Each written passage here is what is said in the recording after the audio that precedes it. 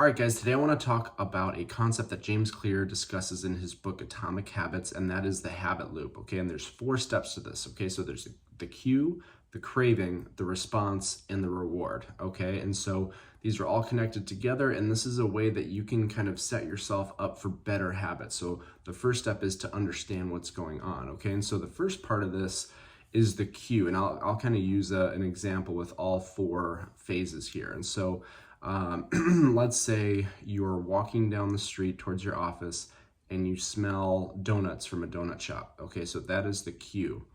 The craving now is that since you smell the donuts, now you're craving a donut.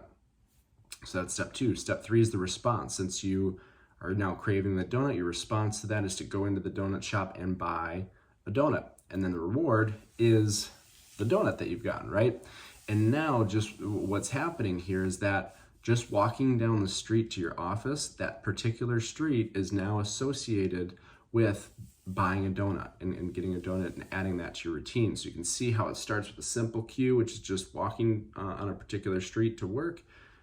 What ends up happening 9 times out of 10 is you end up buying a donut because of the habit loop, right? So now today I'm going to be talking specifically just about the first one, which is the cue. And to me, the easiest way to make an adjustment, if you know that you have a habit that you need to change, is to make the cue invisible. So in this example, the simple solution would be to make it invisible by picking a different route, right? Picking a different route to work. Even if it takes you a little bit longer, you know that habit of getting a donut every day is not a healthy one. So choosing a different route to walk to the office would be a better cue in this case, so that you can change the entire habit loop. So this is an example. I want you to think about it in terms of things that you do on a daily basis. If there's a habit that you know that you should or need to change, think about the cue, what's causing that to happen in the first place. And if you can change that, and to me, making that invisible for you is the easiest way to change that habit, so that the